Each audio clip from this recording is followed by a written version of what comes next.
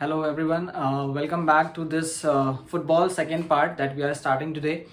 So earlier we have stated about all the specifications related to the football field.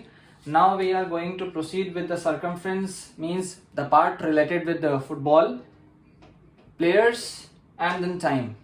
So beginning with the ball, that is in the shape of a sphere, which is having few specifications. As per the international law related to football, the three things are important. That is the circumference of the football. See, for examinations in classes 9 to 12, either in ICSE or CBSE, whatever. So the circumference can be measured, or the dimensions can be measured in centimeters also, or in inches also. So a football which is in a shape of a sphere is having the circumference, means from one part to another part, जो complete उसका boundary है, that is 27 to 28 inches. या अगर हम इसको major करते हैं centimetre में, तो that is 68 to 70 centimeters. हम सेंटीमीटर में भी इजिली लिख सकते हैं. Depending upon the examination, which unit has been asked. आपको अगर बहुत अच्छा प्रिपरेशन करना है तो आप कोशिश ये करें कि दोनों यूनिट्स में याद रखें. अदरवाइज आप एक यूनिट भी याद रखते हैं तो that is well and okay. Now moving to the weight of the football. See, when it is filled with air, it occupies the air pressure in it and also gains the weight.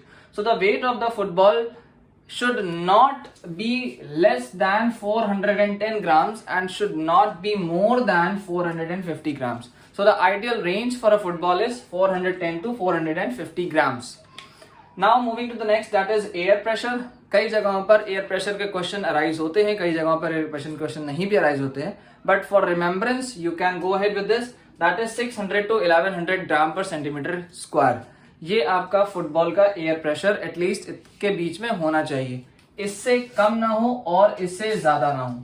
ठीक है, तो ये हो गए हमारे football के specifications.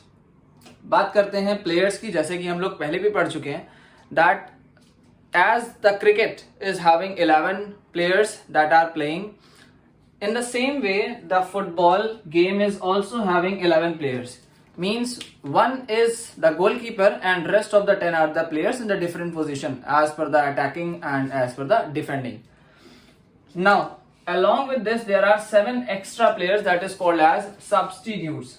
What are these stands for? These stands for substitutes, in which in a match only 3 can be substituted. जिसमें से सिर्फ 3 सब्स्टिट्यूट किए जाते हैं as the organization has already said. पहले क्या होता था कि 11 plus 5 members होते थे जिसमें से हम 3 सब्स्टिट्यूट कर सकते थे. बट अब रूल चेंज हो चुका है जिसमें 11 plus 7 मीन 7 सब्स्टिट्यूट हैं. लेकिन उनमें से हम एक गेम में चेंज कितने कर सकते हैं? वो सिर्फ और सिर्फ 3 चेंज कर सकते हैं, उससे ज्यादा नहीं कर सकते. बाकी जो बचे हैं 4, 5 जो कुछ भी हमारे पास एक्स्ट्रा में रह जाते हैं, 4, 3, 2 जितने भी हम ले जा सकते हैं, तो उनका काम क्या है कि that they will gain the experience. हो सकता है वो पिछले कुछ मैचेस में अच्छा परफॉर्म करके आए तो उनको एक एटलीस्ट एक्सपीरियंस हो जाए हमारी गेम का, तो हम उनको इस तरीके से बाकी साइड में ले जा सकते हैं. Now moving to the time related to football, there is a boundation, there is a specification for the time. That is total of 90 minutes game. That is, I am saying total of 90 minutes game, which doesn't include the interval.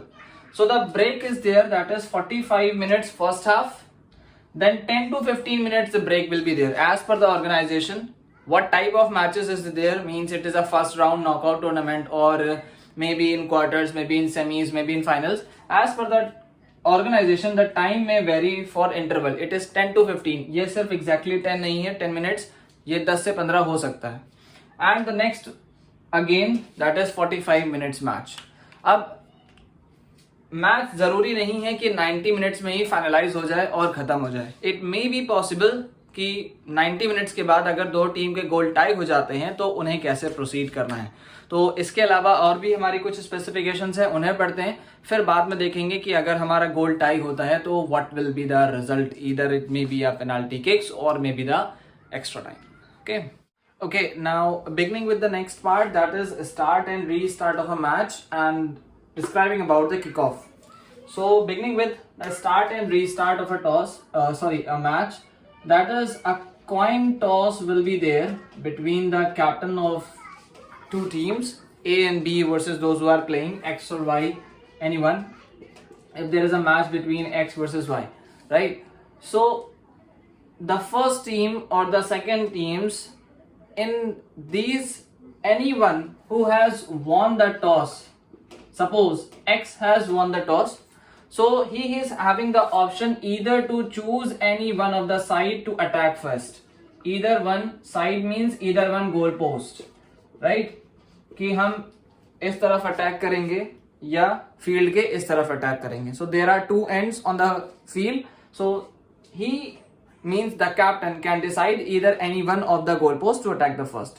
Then it is obviously, जाहिर सी बात है कि अगर किसी एक captain ने एक side decide करी है तो जो दूसरा कैप्टन होगा यानी कि वाई, उसके पास ऑटोमेटिक पहुंच जाएगा किक ऑफ, यानी कि वो बॉल को सेंटर पॉइंट पे रखेगा, सेंटर सर्कल के अंदर, and the attacker will start the kick off. यहां से गेम स्टार्ट हो जाएगा. This will happen in the first half.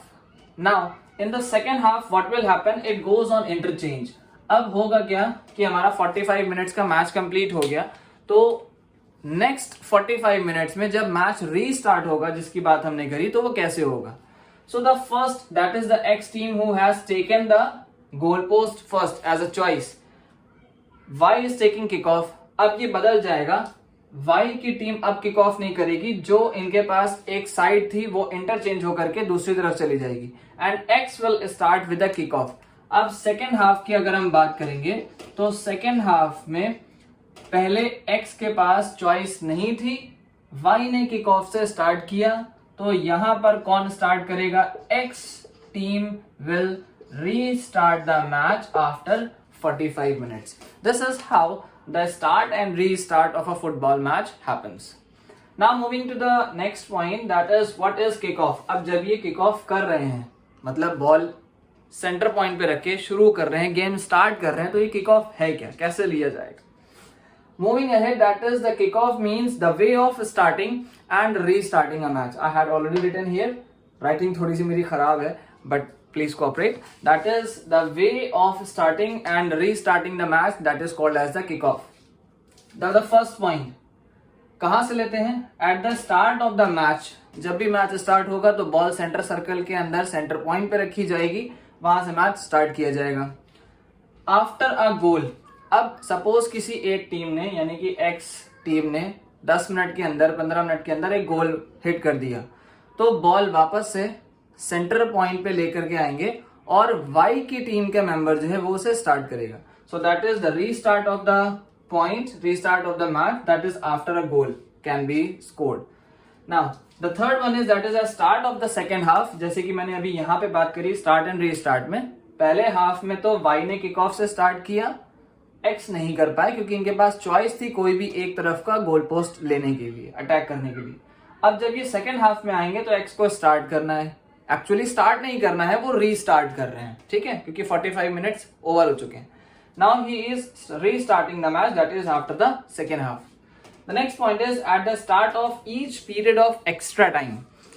देखिए एक्स्ट्रा टाइम के बारे में अगर बात करेंगे तो थोड़ा सा डिटेल में आगे जाएंगे, बट आप समझ लें इतना, एक्स्ट्रा टाइम कब मिलता है, when there is a tie between the two teams, either a goal 1-1, 2-2, 3-3 और अ लव मींस 0-0. तो जब भी कहीं पर मैचेस के बीच में टाई होगा, डिसीजन नहीं दिया जा सकता, then in that case the extra time will be given up. So the extra time includes the time of 15 minutes for each half. So extra time, ये ईटी का मतलब क्या है, that is extra time that will be of 15 minutes given to each team, total of 30 minutes.